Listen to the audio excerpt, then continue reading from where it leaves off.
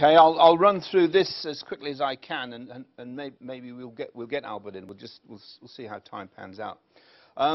What Robert Greene was telling us is one incident amongst so many that we find it hard to comprehend. Okay, what we've got is examples of where the police and the judiciary and key people in government, local and main government, are colluding in corruption and paedophilia. And Brian will tell us about that later on. The key point is, as Mike has said, is that we can no longer rely on our representatives to do anything about it. We have got to take control. Okay, that's we the people. These people are no longer doing their jobs properly. The police, the judiciary, or the politicians, okay? And that's why the British Constitution Group make the case for lawful rebellion, taking back control. Our campaign is to get 1 million people throughout the country signed up to lawful rebellion. Before I go into the detail of what lawful rebellion is and how it's constituted, I'd like to take you back a little bit into the build-up and put this campaign in the context where we are now. And in that light, I'd like to sort of mention the basic background, the architects of the European project, okay? Now what they did, they decided that behind closed doors, in secret, and without our permission, that they were going to divide and conquer. They decided that the UK would be devolved, Scotland, Wales, Northern Ireland, and that England was to be broken up into 9 entities to be directly controlled from Brussels.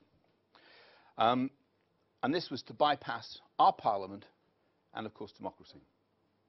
Now, John Prescott was given the job to sell this idea, and he pretended it was his brainchild, which it was not. And he sold it, or tried to sell it to the people as championing local democracy, right? Now, the North-East was going to be the guinea pigs, because they thought they could sell it to you with propaganda and lies, okay, and they could hoodwink you. But the North-East people are a canny lot, and they saw through the scam. They knew what was going on, and they gave a resounding no to the government and to the European Union breakup. The quisling Prescott then had to go back to the European Union and explain that he wasn't going to get this through. So the question about having a local democracy through regional assemblies was scrapped, referendums were scrapped, and we were given them anyway. So much for local democracy, Mr. Prescott. The lie was exposed, of course, that their aim was not democracy, it was autocracy. It's a dictatorship. We then move on to Tony Blair and New Labour's promise that we would get a referendum on the EU Constitution. Named the Lisbon Treaty when the French and the Dutch rejected it, because once again they started to realize what was really happening. There was a dictatorship being put in place. So the French and the Dutch said no more. So what did the Europeans do? They actually converted it into the Lisbon Treaty. And the lie was that it was no longer the Constitution, but that's exactly what it was. David Cameron thought that he could win a few votes with his wheeze, which was if the treaty wasn't ratified, he would give us a referendum if he was elected, knowing full well that the ratification process would go through before an election. So that was Cameron's wheeze. Now that the Lisbon Treaty has been ratified, Cameron is quite categoric, stating that, well, it's been done, there's nothing he can do about it. Now that's a confession, isn't it? Who's running the country? Who will be running the country? Will it be David Cameron or the European Union? The European Union. So the result is, ladies and gentlemen, that we now have a European Constitution in place. Our European masters are dictating the terms, And our politicians have colluded to destroy our own constitution. The ratification of the Lisbon Treaty, with the full knowledge that that was a constitution and would override our own constitution, is an act of treason. And that is a very powerful accusation, but it's absolutely true that our political establishment have all committed treason against us, the people. We've been betrayed by our own politicians, and Magna Carta 1215, which is a component of our Constitution, provides a mechanism by which we can get remedy, and that remedy is lawful rebellion. So the British Constitution Group was set up to give voice to the people, to enact lawful rebellion, and to take back control of our country. We want to deal with the duplicitous politicians. They have lied, they've cheated, and they've deceived us. But it would be presumptuous of us to declare that we know your minds. So we need to ask the question, which I'll do so now. Ladies and gentlemen, in this room, how many people think that we should govern ourselves? And who thinks we should not? I think they call that unanimous. And yet, our politicians have done precisely the opposite. They have transferred our national sovereignty to a foreign governance. Throughout the UK, the British people are consistent on this point. There's unanimity that we want to govern ourselves. So the BC Group, the British Constitution Group, has proposed that we do this through lawful rebellion and alternative governance. Now, those are fine words. What we now need to do is to move this into a practical reality. And again, that's what we've been doing. We are now running conferences around the country to get people to join the British Constitution Group and to sign up to lawful rebellion. But we're also having conventions. And the conventions are bringing people with the skills and the abilities to actually start putting in process the running of alternative governance. It's not a plan that happens like that. It's a process. It's a process by which we talk about lawful rebellion. We talk about alternative governance. We explore all the ways in which this can be done. And this is the process that's been happening now. So 2010 will be a very significant year, because this is the year that we seriously stop all the talking and start the doing. So what we need to do now is identify key things. How can we take back control of our country lawfully and non-violently?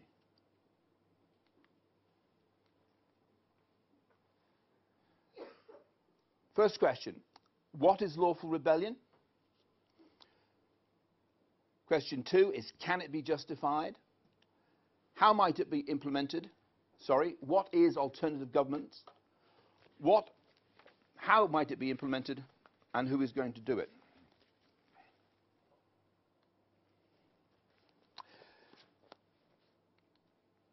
Lawful rebellion is the withdrawal of our consent to be governed by this or any government that will not hold up our constitution and the rule of law. It is our right to do so. It is our right enshrined in the British Constitution, Magna Carta 61, that simply says that if our politicians, our leaders, break the law and they do not respond to our request for remedy, then we will go into lawful rebellion. And I just wanted to mention that I brought this up in court recently, and the prosecution and the magistrates and the clerk, the justice clerk, said that Article 61 had been repealed by King John's son, the next king in power.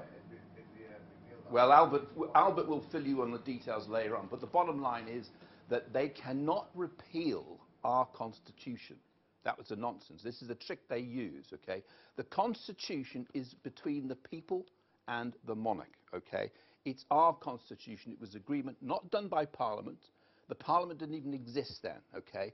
And the only people that can change our Constitution is we, the people. So that is a classic example where they're trying to hoodwink us into thinking that we are no longer protected by our Constitution. It's an outrageous lie. You And also it's said that it only applies to balance, to which I replied, that's insinuating that balance are different legal, lawful rights to the common man. exactly, and of course, and again, Albert would point out that who was standing behind the barons?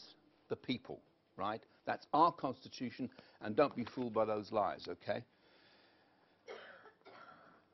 The key point about being able to justify our actions is quite simply this, that treason has been committed by our own politicians.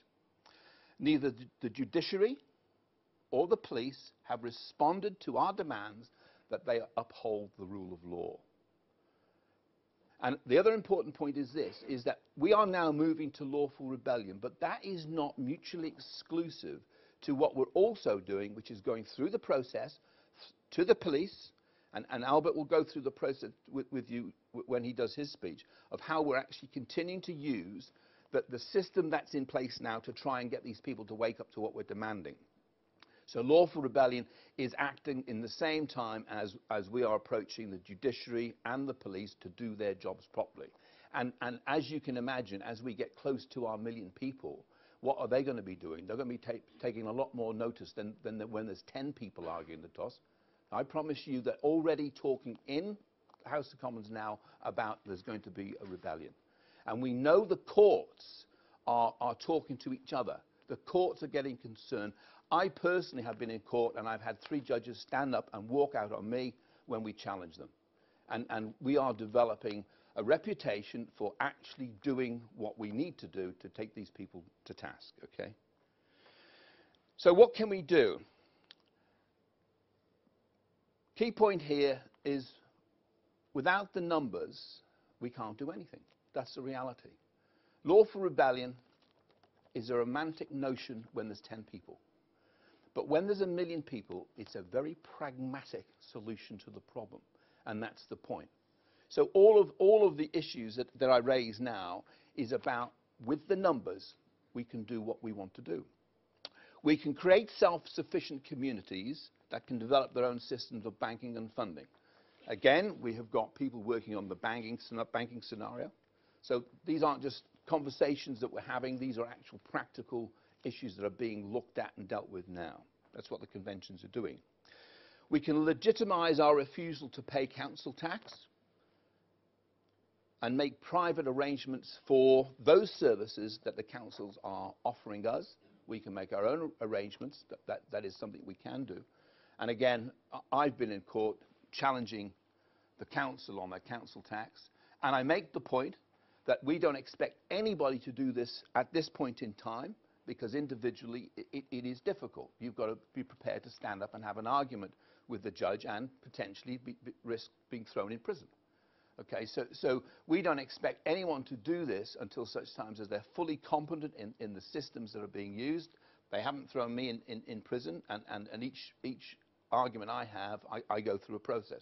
The point is we can do this through the lawful process, right? We can block the actions of the courts and the bailiffs lawfully. We can stop them acting against us personally and against our property. And again, we don't expect anyone to do this until we've gone through the process, and we again are going through the process. I'm having battles with 2 bailiff companies in my own area, and I have given them notice not to come anywhere near me, okay? So I'm using my legal rights to say, no, I have withdrawn my consent to be governed by this lot, and I refuse point blank to pay taxes to them at the moment, okay? That's my choice. And as this process happens, we will give example to everyone else as to how you do it or how not to do it, okay? So this is a process. We can nominate our own sheriffs to take responsibility for our own lawbreakers, subject to our own definition of what they might be. So again, this is a process. In the same way that we can opt into, or opt out of their system, we can opt into our own system. We give consent to our own organization and take part in that. So again, it's a consent. We withdraw our consent from this government, and we give consent to be part of lawful rebellion. We do not have to put ourselves in conflict with the enforcement authorities. We don't want to fight with them, okay? We merely have to explain to them, with numbers behind us, that we are putting restrictions on their authority against us. And again, with that, we can do this. We have the power to do this. We can tell the police, sorry, your authority no longer applies. We have our own arrangement. We're going to have tussles with the authorities. That's a reality. As we challenge their authority, we're going to have tussles. Some will win, and some we will lose. We are winning some. We are losing some. But every time we challenge, we're wearing them out. And as their authority, as our numbers grow and their authority wanes, we get more and more powerful. Okay? The strength comes from the numbers.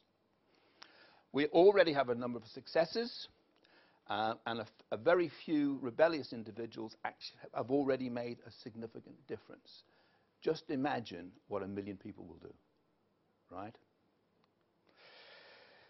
We are not advocating the removal or the overthrow of this supposedly democratically elected government.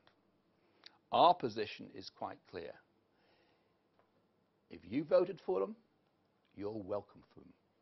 You are welcome to have them. But it's not for me, and hopefully it's not for our members.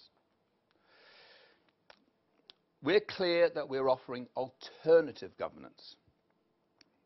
We're not replacing them. You want to obey their rules, that's fine. We're talking about alternative governance, which is a process. We will slowly but surely start taking over responsibility for those things which we're able to do so in stages. And the more authority we take for ourselves, the more we'll be able to take.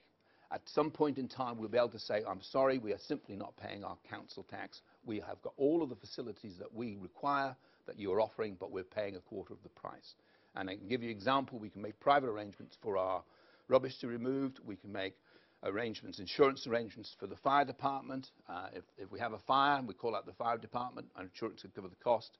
Same with ambulance service and so on and so forth.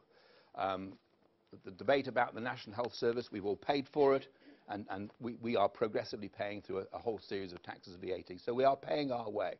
So we are not dodging taxes. We are actually contributing, but in a different way, a way that suits us better. Okay? The point that we're making is that as our system starts to kick in, we'll show by example that the system's work is more effective and is also more cost effective. So we lead by example. How many people have heard of common purpose?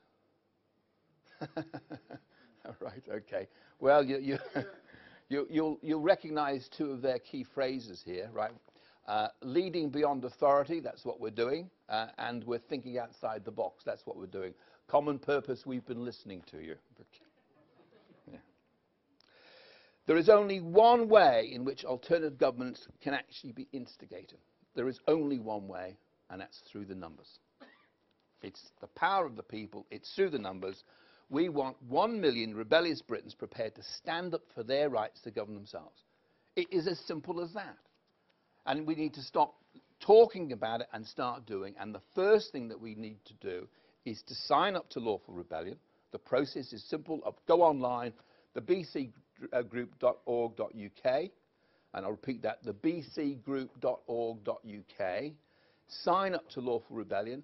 The process is simple. There's a pledge there. We are actually working through the pledge.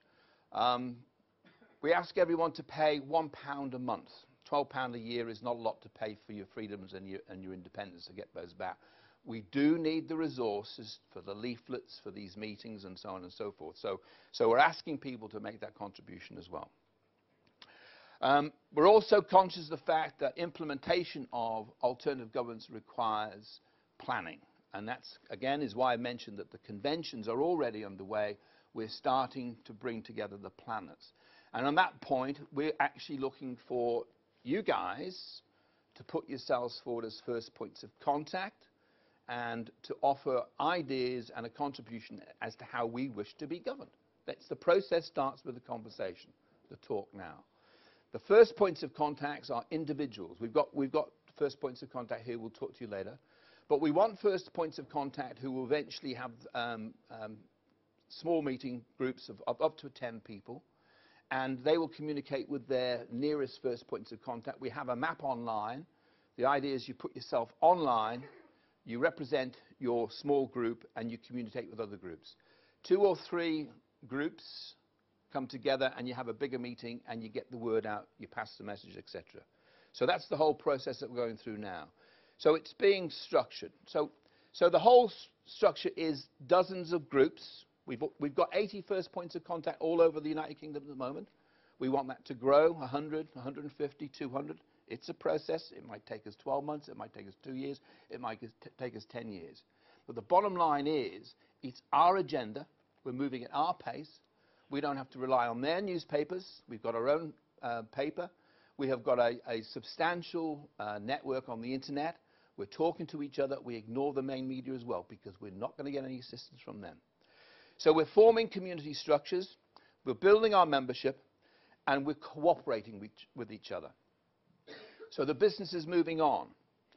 It's our view that lawful rebellion will be the fastest and most effective way to achieve our objective. What we do know is that there is no way, it doesn't matter whether it's the Conservatives, the Liberal Democrats, or New Labour in power, they are not going to respond to the requests of the people to give us our country back. It's up to us. Any questions? Well, I must have done that thoroughly. So.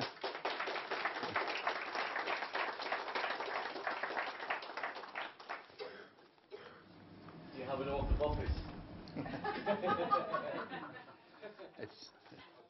I think it comes from my heart. I'm going to do my best. It's as simple as it could be. I think my wife needs to be new members. We went to pay the subscription to go and Russian. We still can't pay. Yeah, look, we're having a meeting today. The thing is that we've had an issue with PayPal, okay? And yes, you know, unfortunately. And we are trying to resolve it. We're trying to communicate with PayPal for weeks. And Mike has just found out what the problem was or is, etc., etc. So bear with us. It should be functioning in the next week or so, hopefully, or not now, that we're getting around this. So a lot of people have said they had trouble getting on the membership and so on and so forth. So it's work in progress. If you appreciate that, you know, we are flat out. I mean, just trying to do this whole thing together, but we get more and more people coming to us helping.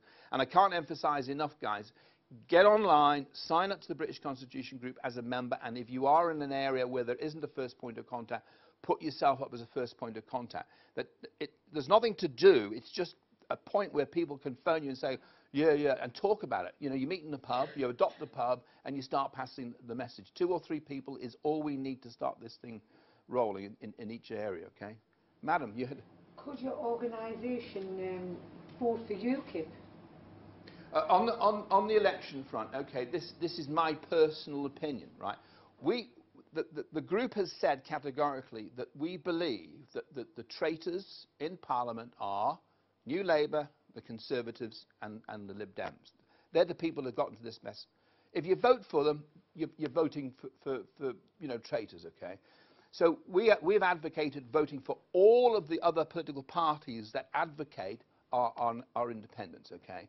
And of course that would include the UKIP. But we're not taking a political position, yeah. The reality is, and this is my personal opinion, UKIP's policy is to revoke the 1972 European Communities Act. It would be declared null and void by the European Court. They've already done it. With the 1988 Shipping Act, okay, which said that only British people could own British fishing boats because the Spanish and the Portuguese were coming in and registering their ships as British companies and taking all our fish quota. So the British government introduced the 1988 Fishing Act, which said that that was unlawful. The European, that was an act of Parliament, our so-called sovereign Parliament, which they keep claiming, which is a nonsense. And the European Court ruled that was null and void. So there was already a precedent that the European Court can overrule our government. As long as our government acknowledges and recognises the European Union, they have to recognise its laws. So if UKIP got into power and tried to actually, into office, not power, falling into the same trap, they call it power, it's because it's office. If UKIP tried to revoke the 1972 European Community Act, first thing was all the other parties would gang up against them anyway, right? And secondly, of course, the European Union would say, no go. And the issue there is that now that this government has given the European Union its own legal identity, its legal personality, the European Union stands equal amongst nations. And they could take the European court, the European government, to an international court, and whose side do you think the international court would come down on?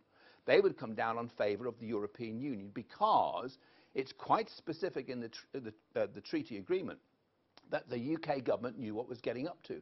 So the UK government is in no position to actually reverse it. It would lose it in court.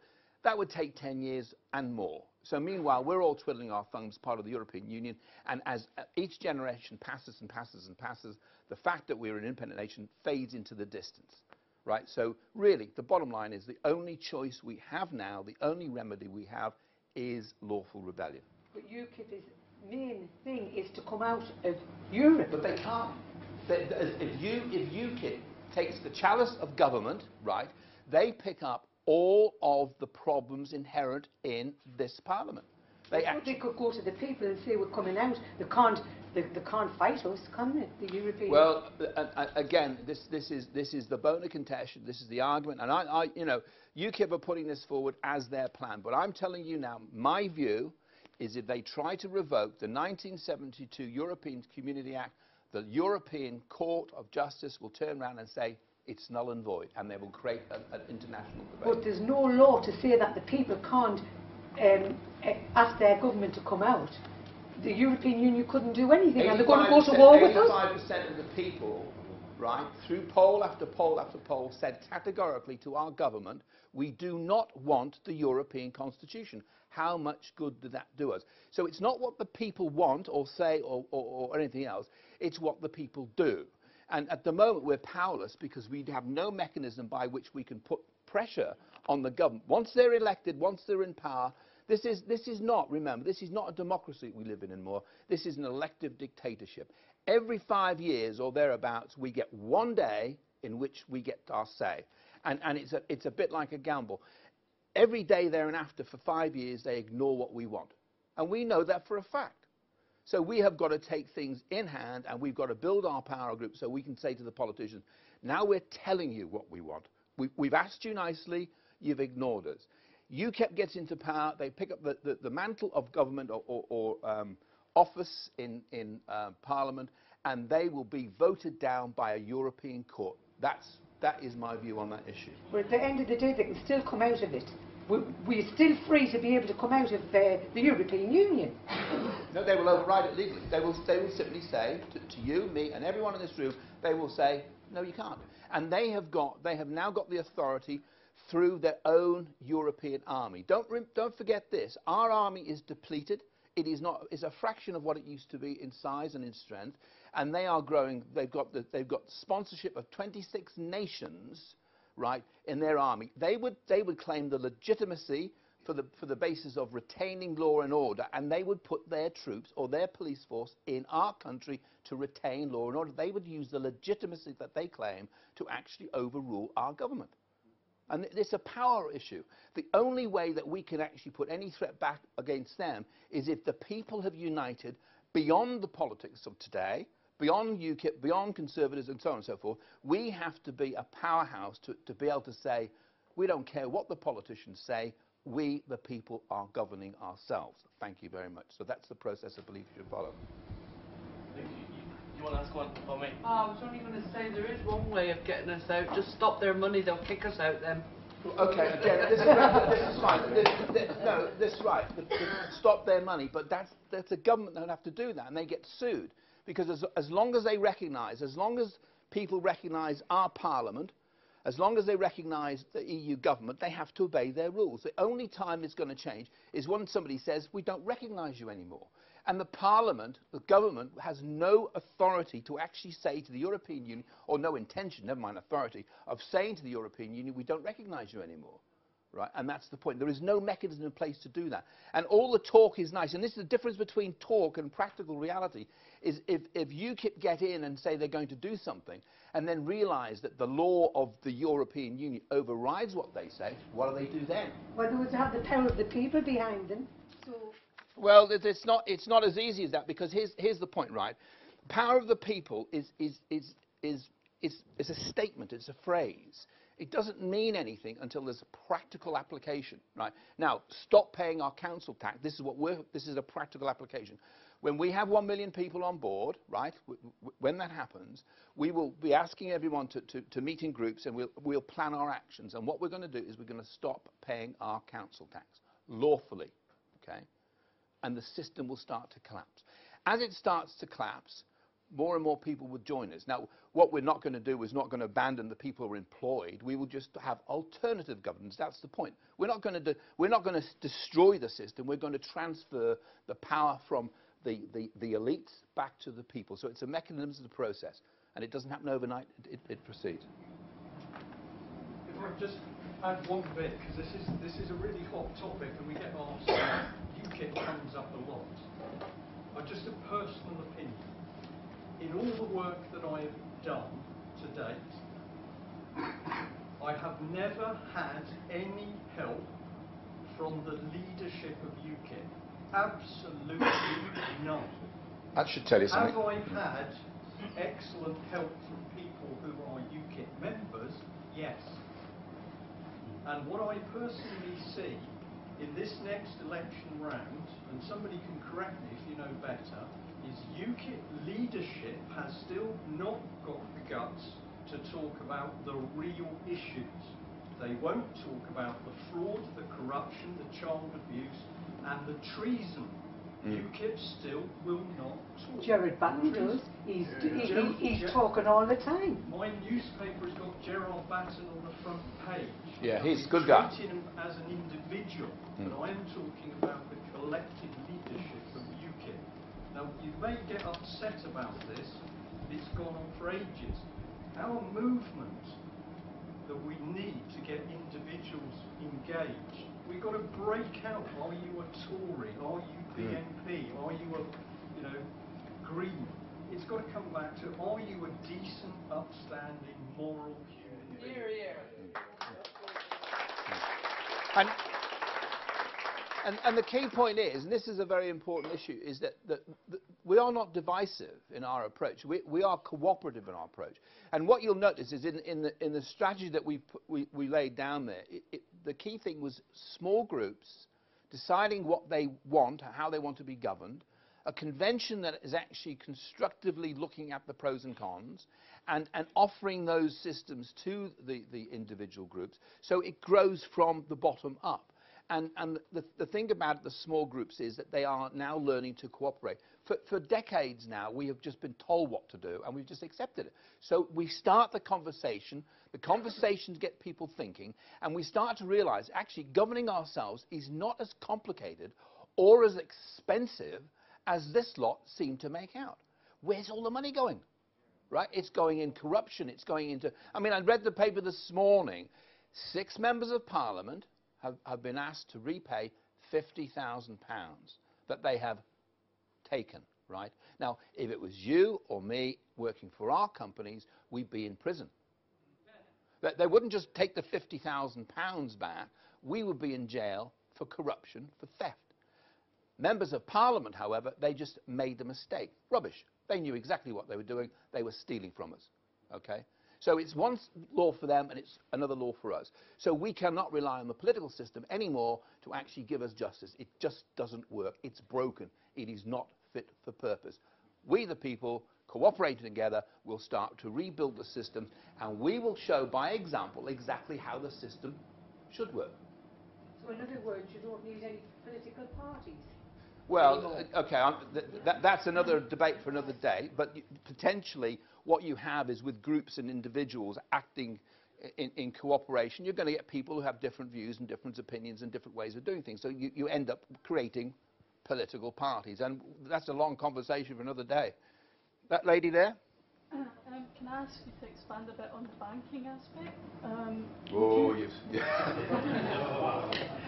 Right, do you know anything about money or where it comes from? No, but this is quite a basic question. I mean, would you have envisaged eventually, if this is successful, a totally new economic system, basically, no more Yeah. price I mean, incentives? again, this is the debate that boils up. But I'll give you a quick summary, okay? That my view, again, it's my view, and my view goes into the pot with a thousand other views, is that collectively, the way money is created, it actually is created from nothing. I could write on a piece of paper now, this is worth £5, and I could offer that to that lady there and say, please take this for payment. I've just made the money out of nothing.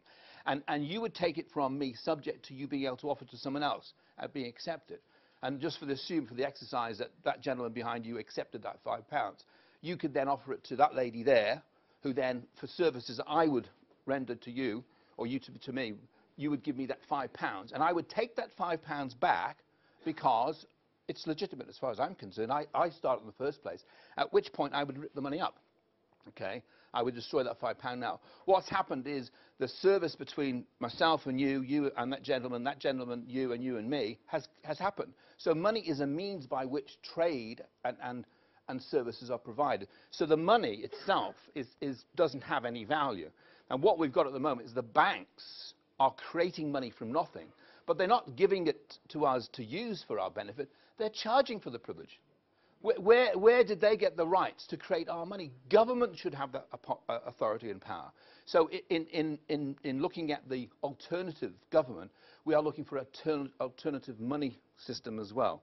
And it does literally mean creating the supply. The other thing that I would note in that system is with 1 million people, the object, the exercise, the ideal is to have communities where we're self-sufficient. We've got our plumber, our baker, our candlestick maker, our mechanic. We can provide our food, all our services, and then we can actually operate that system by setting up bank accounts so that we can digitally transfer the services from one person to the other through the banking system. So that idea is underway.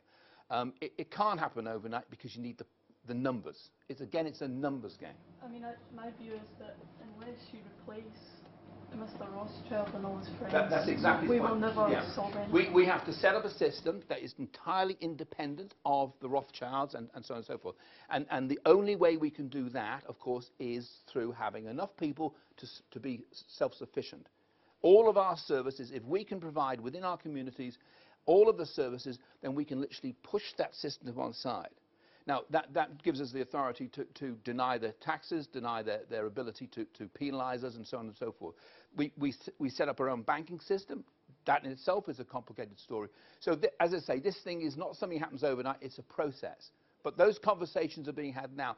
And if you have an interest in those particular areas or contribution to make, you should get yourself into the conventions which are happening throughout the country. How do you find out where they're on? If you go online to the BC group, the conventions, right, we're inviting people who have a view and opinion as to how we should supply our food to get involved, our money system to get involved, local government, how to get involved. So all of those issues, we're now talking about those things, and we want people to come out of the woodwork, if that's the right expression, to actually start getting involved in that system. I mean, the problem you say, like, you seem to, my impression is that you've got a bit of time to play with, but do we? I mean, these guys want a one world government, one world currency, chips, no more cash.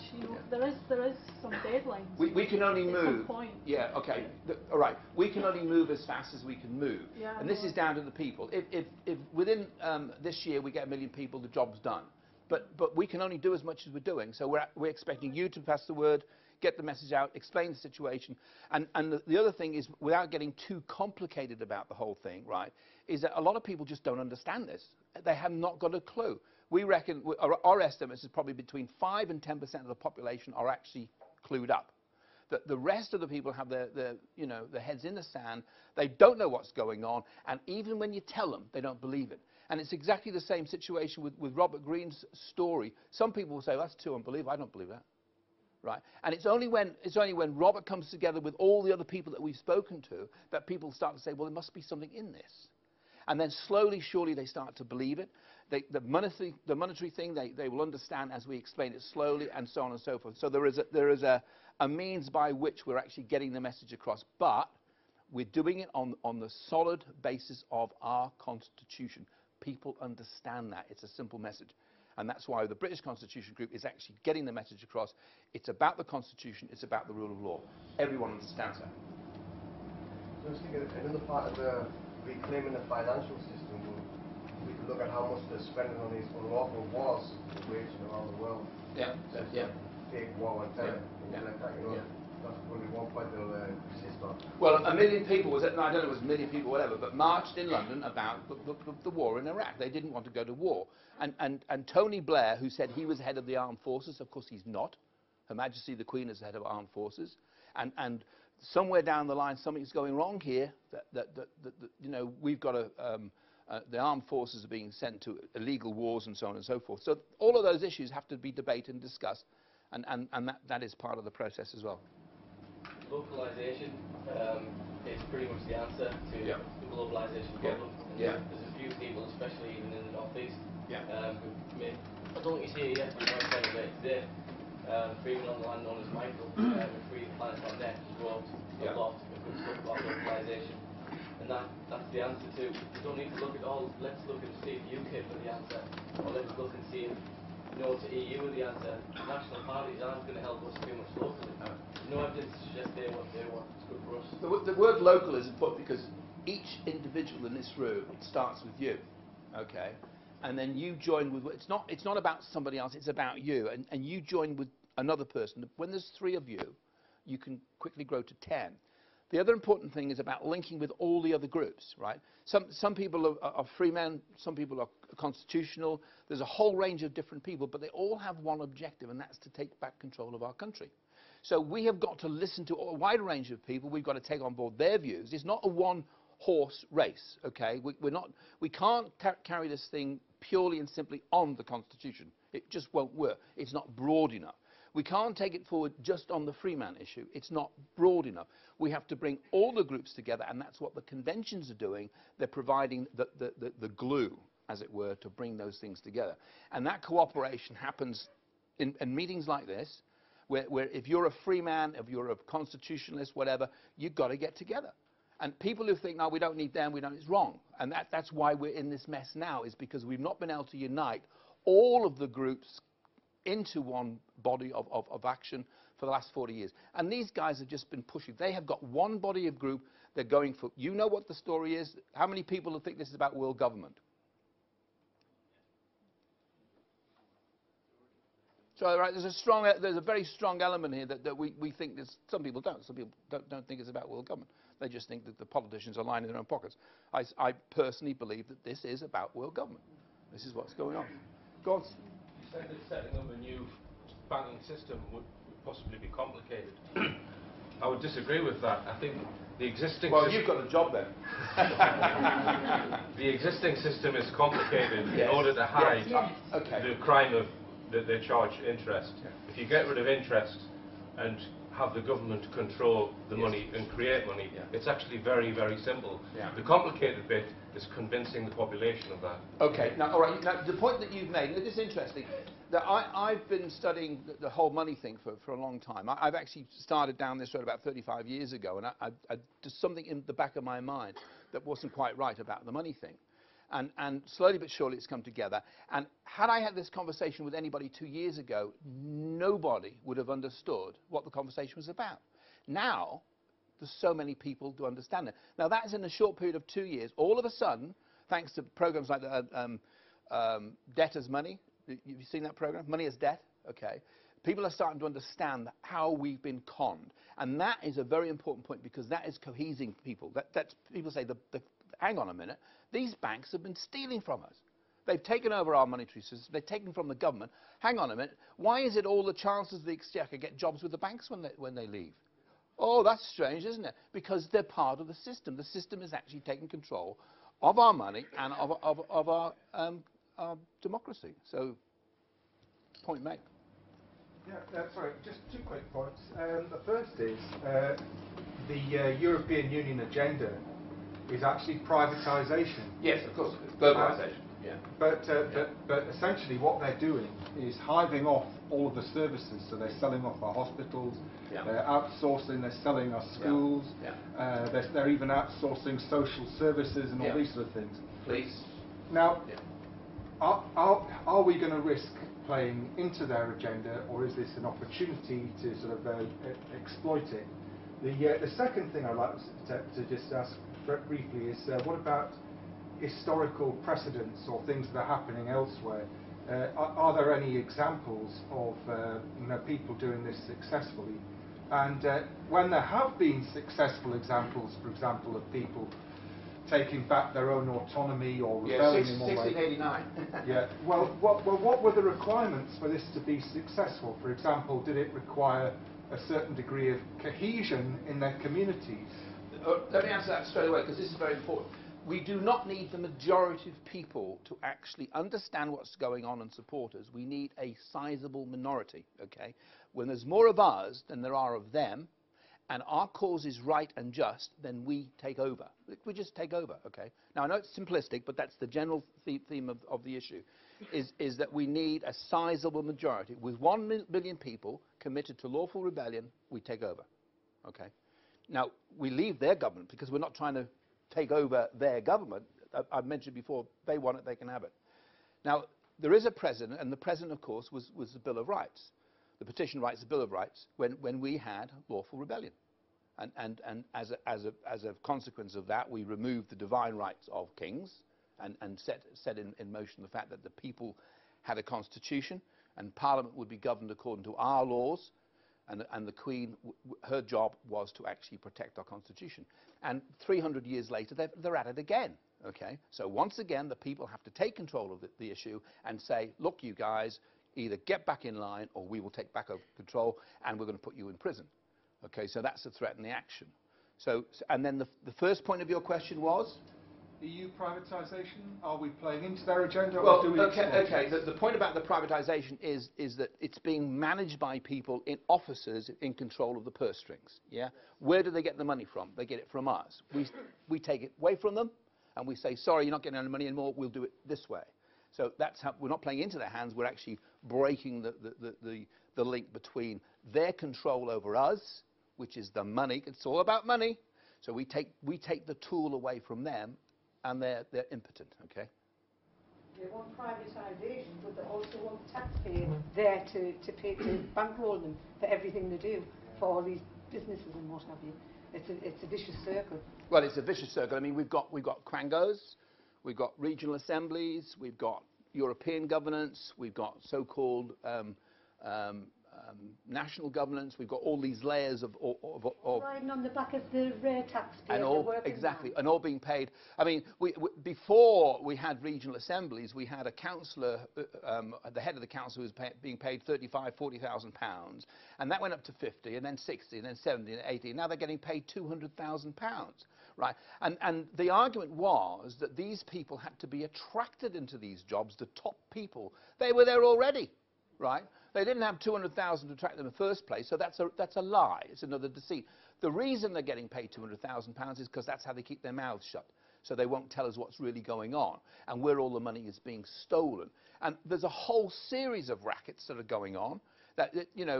And all of these contracts that are being passed out for running the schools, for repairs of the schools and repairs of the roads. This is all part of the system.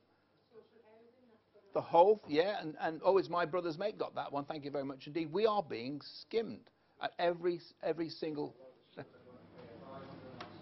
Sorry? The Taxpayers Alliance, because they're heavily, of course, into, from a grassroots level, and we're approaching non-job of the week. Yeah. I mean, the local authorities especially are handing out money for non-jobs, things that are just not productive, not just social engineering things. Well, that's part of the social engineering structure. We know that, and we know what's happening. We understand all those things, and it doesn't matter how we complain, when we complain, who we complain to. They're not going to change it, right? So that's why the system of alternative governance starts to undermine those foundations. We start to pull the rug from under them, and at that point in time, because the threat is also, this is a very important point, we're suggesting that when we've got back control of our money, all those massive pensions that you have promised, sorry, we didn't make the promise, you better go and talk to the guy who did. Okay, and that's another part of the threat. Cherry on the cake. Yeah. Is the other day it was reported that the MEPs, European Union, are going to get nearly £500,000 salary a year. That's with expenses and wages and allowances. That'll keep them quiet. Yeah. But can I just that gentleman at the back? Yeah, 25 years ago I stumbled across the banking scam when I was doing a fellowship at the Chartered Institute of Bankers. Could you speak up a little bit, please? Yes, can you hear me? Yeah, just about. Yep. About 25 years ago I stumbled into this, became aware of the banking scam, and to cut a long story short, between getting that fellowship and the current day, I've considered one thing. What happens when the people find out about this? Here we are living it now. Yeah. I am hearing dozens of different theories about what we can do, what the people can actually do. Yeah. Mixed into those theories is a lot of social engineering exercises that are coming out about replacement monetary systems, which are being put in there by the very people who impose this system on you. Just to keep a bit of confusion going. Because, and this is the key, this can be stopped tomorrow. They issue our currency as a debt. That can be stopped tomorrow. Question is, how do we do that? And there is one simple answer to that, and it's almost so simple that people miss it. But I've pondered this and studied it in detail for the best part of 3 decades. All you have to do, because it is a scam, a fraud, a crime and a lie and anything else you want to call it, all we have to do is get an official in the public eye and ask them how they can permit a private institution to issue our currency as a debt, when in fact tomorrow they could change that. Well, they've got that covered. Yeah. No, go on. Well, what they will say is they will say the Bank of England is owned by the government. Well, we can prove that it's not, you see. Oh, well, you've got the Bank of England Nominee Act, okay, which is their umbrella. No member of Parliament can ask about the Bank of England Nominee Limited. The ownership of the Bank of England is through the nominees, and that's how they run the con. If you ask a member of Parliament to ask a question about the Bank of England nominees, they can't do it. It's been banned. Don't ask me why, but they are. I understand that entirely. So, imagine that member of Parliament, and we'd want someone bigger than an MP to do it, but somehow you get them in front of a TV camera on a live broadcast and you ask them the question. That's one way of doing it, but I have considered this further. There's another way of doing it, and all it actually involves is asking the question in full public view. There is little point in pursuing other monetary questions as to how we're going to make the system work afterwards, because if tomorrow we could have our currency issued not as a debt, everything else can then unfold from there. And these people are cut off, incidentally. Their finances gone like that overnight. Well, I mean, you've obviously thought through this process, and as many others, and again, you should be part of the convention, because it's people with some knowledge talking to other people with some knowledge that we are actually building the consensus and the opposite. 3 years trying to get the public in this country to stand up for this one issue, because there are many issues, as we're all aware, but this one issue happens to be the one thing that the people can actually change if they get up off their butts and actually physically do this. And I don't mean violently, I mean just literally go and challenge them. Do we have any idea how close or far away we are from this target of 1 million people? We don't talk numbers. We don't want them knowing what we're happening. We're obviously monitoring all the time. Look, you'll get a feel for it. You will know, because you'll be talking about it. It's starting to happen in the banks, in the cafeterias, and work, and so on and so forth. You will know. You'll get an instant for it. At the minute, it's less than 1 in 60 people. Well, the point is that this process is not going to happen overnight, okay? We do not know whether it's going to take us 1 year or 2 years or 4 years or 10 years. The bottom line is the planning itself is going to take a period of time. So we've only got one job to do, to focus on it, and that's to build our numbers, to get signed up to Lawful Rebellion, pass the word, sign up. So there's no panic, there's no issue about you know, doing the things, because we're not there. It's just a simple case of sign up. So all I say to you is, if you leave here today and you walk away and you do nothing other than sign up to the British Constitution Group, then you've done what we're expecting or asking of you right now. And then progressively we will ask you to come to us and say, well, first points of contact for these areas here. So the process is in your hands. It's not in our hands. We've done our bit now. Sir? Yeah, sorry, I apologise. I'm slightly late. I had an appointment, so I missed the initial presentation. But you mentioned it's all about money. Well, certainly a lot of it's about money, but it's more than that. Yeah. It's about, I believe, it's about one world government. Yeah. Where they're masters and we're slaves. That's exactly the point. And we can't do anything about it. We're finished. So, I mean, if it was just about greedy people wanting to buy a big yacht, Lamborghini, and have a few, concubines on the line, that wouldn't scare me. But it's one world government to me. It's blazingly clear, and this money crisis has. Yeah. But remember, those people running this one world government system are very, very few people, and their power comes through our ignorance and apathy. Okay. We are no longer as ignorant or apathetic as we used to be, and we are getting more interest in what's going on. I mean, if we advertised a meeting like this 2 years ago, there'd be 2 or 3 people here, okay? And next year, this room will be packed to the hilt, and it is growing daily. And it's up to us to start talking about it. To start, have you heard about the British Constitution Group? What they're doing, why they're doing it. Do you know about, if you're comfortable talking about world government, go for it. But, a lot of people glaze over still. So you've got to, I'll tell you what's going to happen, okay, and this is, again, my personal view, is that these people are happy to take the money and the wealth and the comfort and the luxuries, providing there's no threat to them personally and their lives, okay. The threat that's coming up behind them very, very rapidly now is that we're going to put you in prison. We're going to put you in a grey box with a cell for the rest of your lives, and all the money in the world will not give you any comfort. Now that threat, that ultimate threat, can only be implemented when there's enough people behind us to actually do that. Because I keep saying, when we are 1 million strong, we just take over, okay? We leave their government in place, and the choice is then up to people. You want that government? You can have it. You can pay their taxes. You can pay their council tax. We've got our own system here, and we've got our own monetary system. We are getting about building our communities. And if you want to come and see what we're doing, you'll find it's a darn type cheaper in our uncorrupt system than it is in yours. And people will come in droves. And as they start to come over to our system, the people that they use, and remember, these are puppets. They're bought puppets. Those people will start saying, this is getting a bit, close for comfort. We may actually end up in prison. And we're going to tell the chief constables, if you do not obey the rule of law, we are going to put you in prison. And Albert will tell you this process now. The police are coming to these meetings, police are asking questions, police are starting to say, well, what's going on here? And slowly but surely, the police are starting to know, councillors are starting to know, politicians, even some of the politicians who are blind to what's going on, are starting to realise as well. But the threat is we're going to put them in prison. But I don't think they're worried about that. Not yet.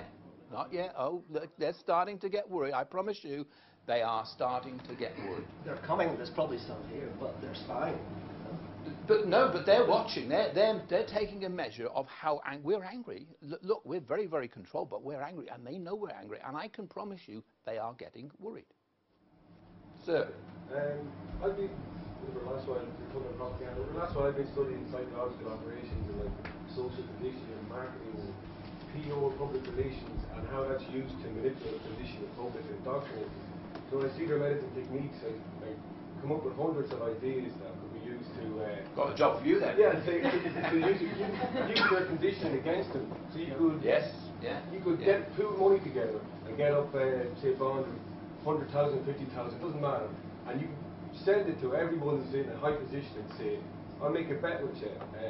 Does the government loan money, or do banks create money out of thin air, and do you loan money out them for your house, thin air? Well, you give that to the public, and ideas like that, and one-off planned events, because that's what they do against us, 9/11 and so forth, and then use the conditioning that they've already inflicted on people like greed to counter up, open people up and get them to start questioning things. And I think that's well, must form a strategy, a psychological strategy to counter their psychological warfare strategies, and then also form strategies to break down their position. Because that's why, the military, all the top militaries are invested billions and billions into sociology and psychology and conditioning people from all sorts of things. So we need to step up to that and step, respond back. Well, we can. This is brilliant. If I may, get a chance to talk later, I'll come back to you because I think this is. Yeah, what you're suggesting is exactly what we're doing. It's a case of identifying the way they're using the systems and actually reversing the process. Okay, and in very much the same way, some people are scared to do things because they're going to go to prison. Okay, we know that we're right. We know we've got just on our side. And so we can reverse the process and say, look, guys, we're asking you to defend our liberties, our freedoms, and our Constitution and the rule of law. You're not doing it. If you don't do it, you're going to prison. That's a threat that we're going to live up to, okay? So they need to know that, and they do know that. Sir? A very useful tactic, practical tactic to lawful rebellion, it falls under that, is naming and shaming.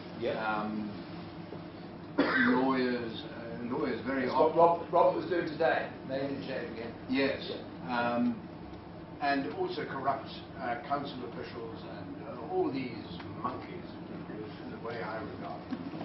That's very polite, sir. Well, they deserve that. And for example, the organisation to which I belong.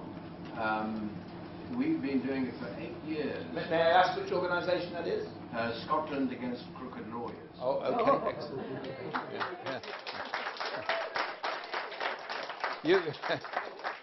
You've taken on a bit. Well, we have for 8 years. Well, what's 8 times 12? It's about 100.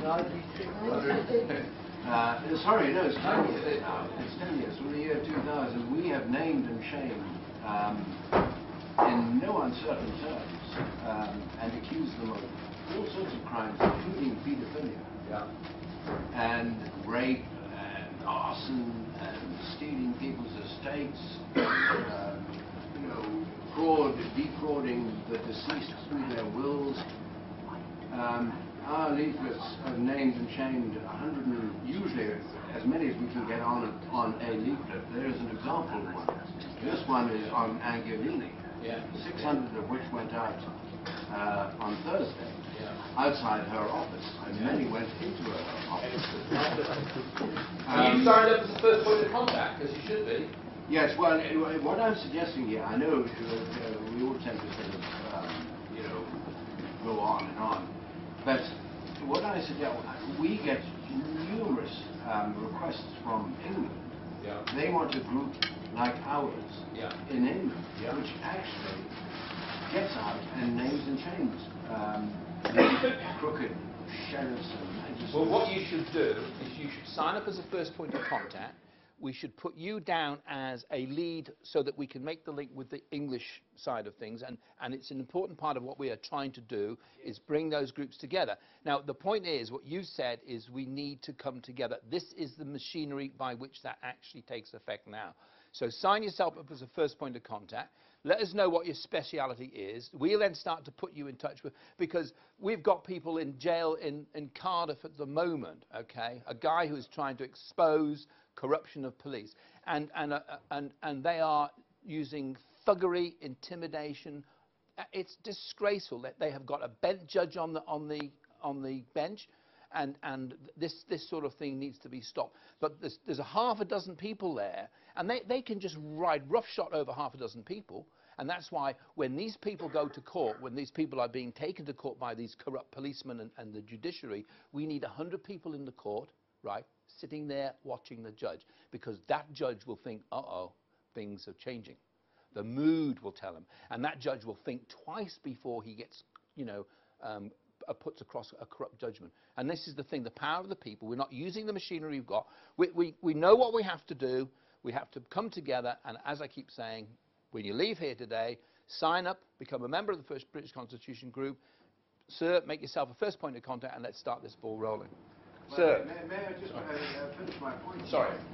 The lady over there, who I think is a very courageous and resourceful, you know, we the people, she keeps saying, like Jefferson, you know, the American president.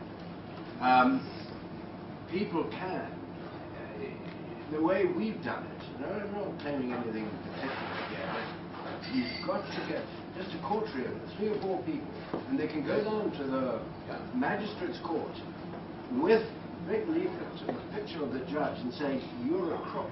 Yes. Now that demeans, and people prefer past, that demeans them, and slowly people will join, and it is an extremely powerful tactic to name and shame, and when you do it, and I do suggest to people, that lady is quite capable of doing it.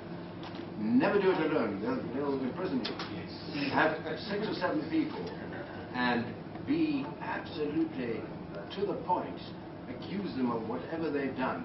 Obviously, you've got to be sure of your facts.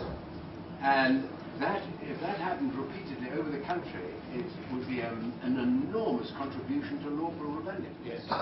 Well, it's part of the machinery that we want all of these individual ideas, groups, organizations to come together so we can put it under a single umbrella, because power is in the numbers and power is in our ability to coordinate all those groups, okay? So, sir.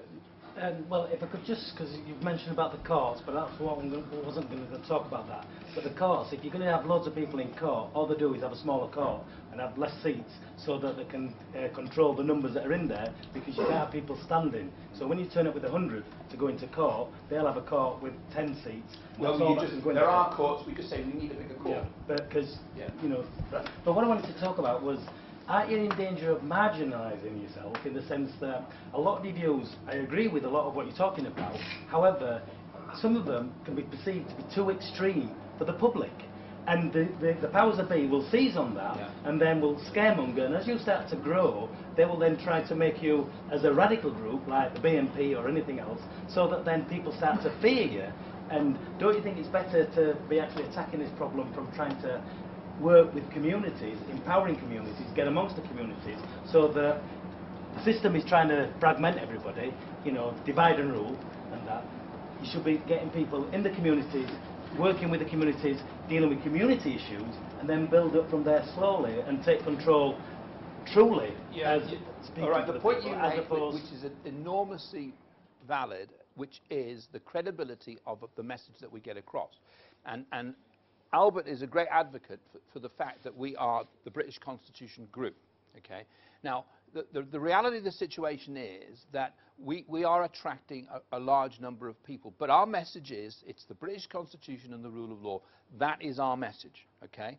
And we can actually get a measure of what you think and want to hear about just by the questions that you ask.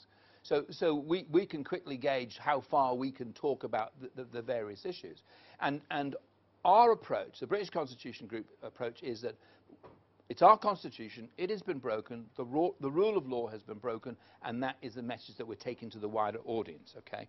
But whether we like it or not, the wider audience is coming at us on a very broad number of issues.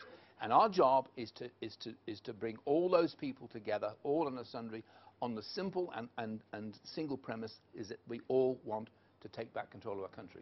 So. How do you feel about putting some British Constitution forces up in court waiting rooms? Well, okay, well, hey,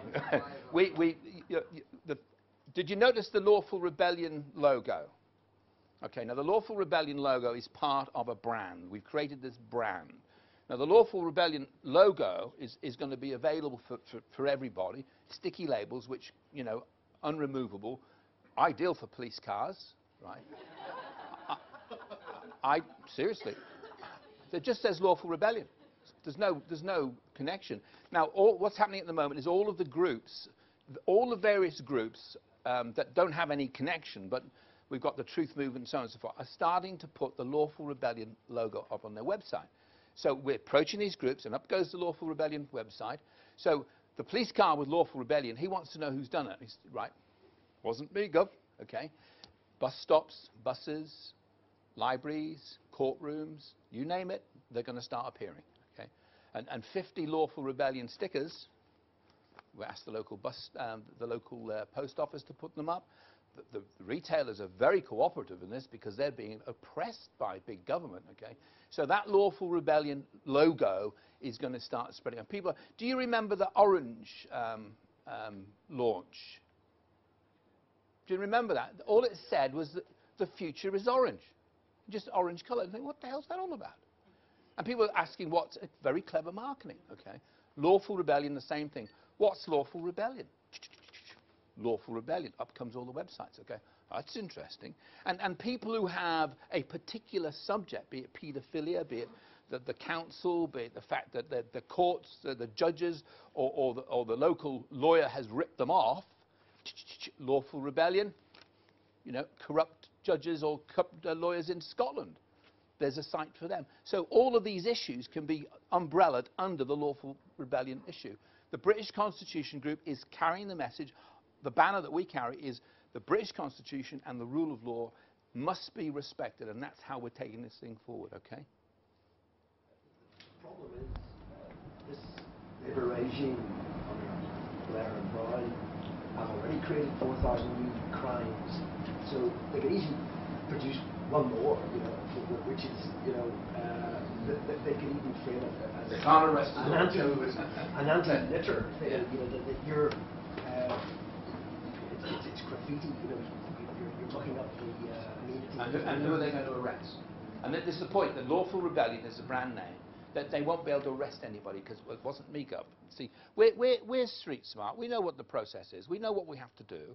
We know that they're looking for an angle. You made the point that they will try and divide us. They will try and cause extreme and so on and so forth. And we're aware of that. We're not daft. So we're aware of the situation, and we're stepping forward cautiously. We're putting in place systems now. And I'll give you an example, right?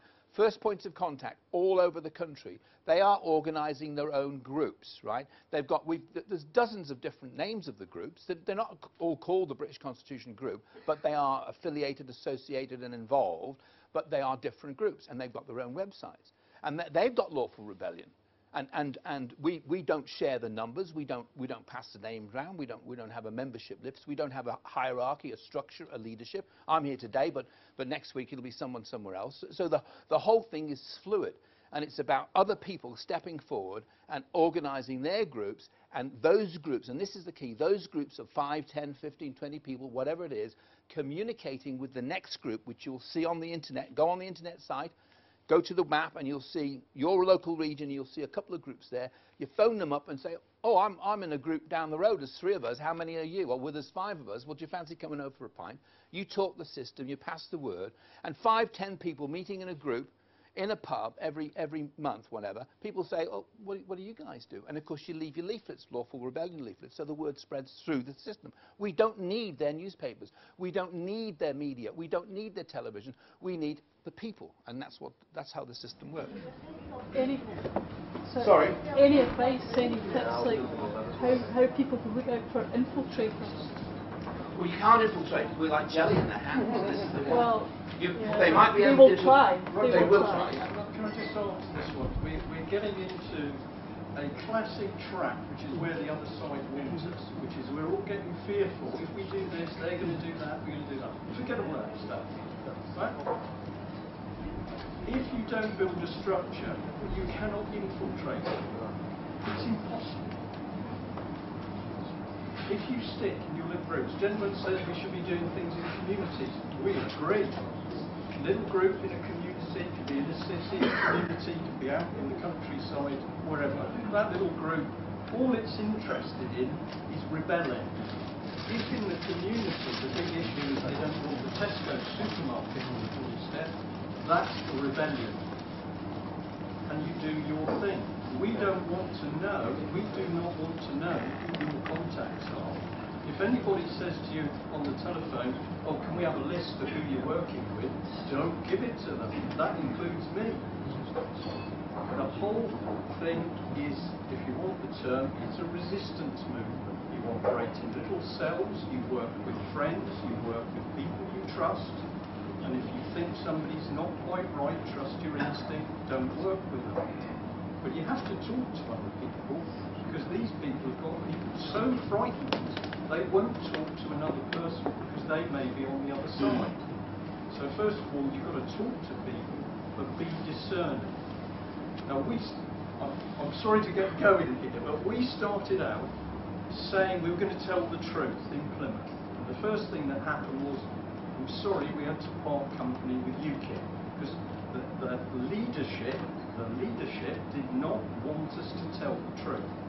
So we parted company and we started telling the truth about fraud, corruption, children, neuro-linguistic converts. And something started to happen. People came to our meetings, and then we got a little office, and then we started to produce a newspaper, and we're now nearly 1 million newspapers later. We've got videos all over the place. We can't cope with the number of people calling the office. Mike, who's joined us recently, who's come all the way from the south of France to get involved, used to say to me, Brian, what are you doing with your time all the day? Because you haven't done this, you haven't done that. Now he's in the office. He knows what goes on.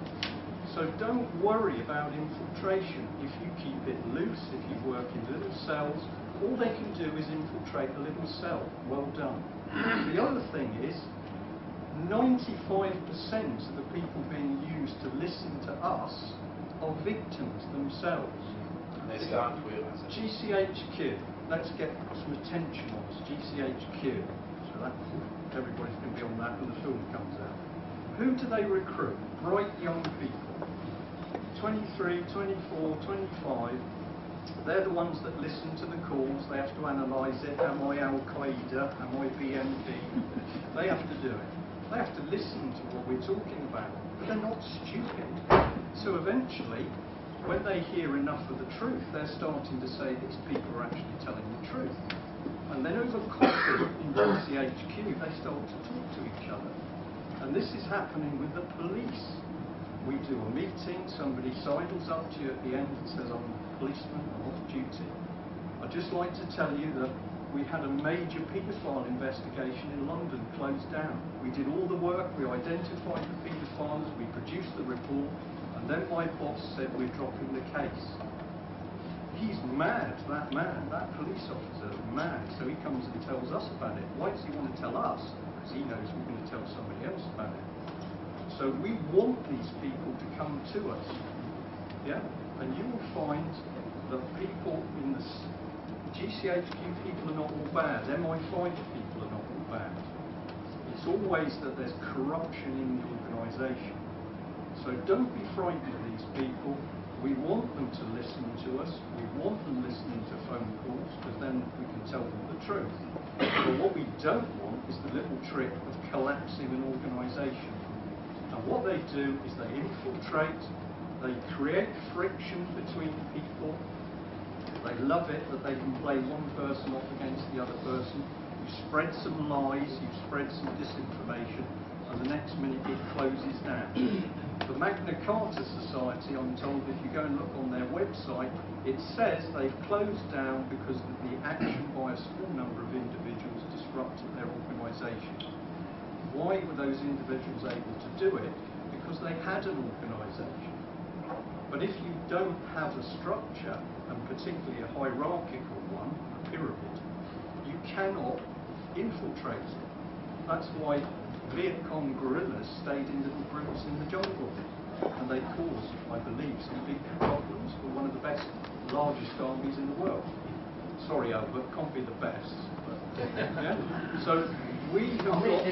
Yeah, that's right. We've got to grip these people. Can I just make the point? We're being approached by doctors, barristers, coming to us and saying, we now get the picture, and we're seeing these common purpose things. So they're coming to us. And the other important thing is I'm hearing about British Constitution Group meetings being held somewhere. I didn't know anything about it. Brian doesn't know anything about it, because people are actually taking action. So this is happening, and people are having these groups, and I'm getting letters in the post saying we had this, we did this. And again, the map on the internet is designed so you can communicate the fact that you're having a group meeting with other groups, and we don't know anything about it. That is exactly what we want people to do. And what they talk about, What they do is entirely up to them. So this organisation now is organically grown. It's individuals taking responsibility, and how better can you take control of your country than when individuals start taking responsibility themselves, and that's how it's working. Can I just say a quick something? Yeah. People power. We've got a little town just outside of us called Tavistock, so we know it. And a McDonald's moved in, and they didn't want a McDonald's. Within 12 months it was gone. Nobody used it. They all joined together and said, we're not going to use it. Nobody used it. The only business they got was a few people passing by. Within 12 months it was shut down. That's people power. Shall I close down? Yeah. One more question, then we're going to close down for lunch. Mike, is it going to an hour's lunch break? We'll have an hour's lunch break, so we'll actually nominate the time that we come back. And then Albert will tell you the way that he's running the treason campaign, okay, which is interesting. So can I have your question, sir? No, it's not so much a question as such, it's just to sort of reassure people in here with that type of viewpoint. We hold a meeting every month, and the last Sunday we had... I didn't know that. Yeah. Well, the last Sunday we had, we started the meeting off, and it was like one person, two more than 90. Right. And it was 9 people. Yeah. Now we've already got the list built up to 40 people. It meets in the Bridge Hotel every Sunday. I mean, if you were interested, every third Sunday of the month. Can everybody in our group just put their hands up to show how many of us are actually here that actively meet every month at the minute? And it is actually being incredible. That will grow. That will go to 40. That will go to 100. That will go to 200. There's no stopping that movement now. And the only difference between it being 20 people and 3,000 people is this. Okay, so you guys now, it's in your hands, and if each and every one of you go out today and get one person and meet at that pub, is it big enough? Well, we might need to look at bigger premises, but another point that Brian mentioned was, we had the same thing, and Mark, my colleague at the back, will agree with it. People were saying, well, we need to be careful, and Mark said, no, if you feel you need to be careful, that's the very thing you need to communicate about. What I suggest that you do is adopt a pub, go to a pub and say to the landlord, right, we'd like you to show our lawful rebellion sign in your window, whatever, okay. They may be restricted because of the license arrangement, so just leaflets in there. And then split yourselves into 2 groups with different pubs, right, so you can spread via pubs. So if there's 40 of you, what you should try and do is have 4 pubs. And move from one pub to the other. Now, what will happen is people say, who are these guys? And every couple of months, all of you go to one pub, so there's 50 in a pub, and we're going to have logos, we're going to have the labels, we're going to have the leaflets. So people start saying, what's going on here? You know, curiosity killed the cat. Well, we don't want to kill the cat, but you know what I'm saying,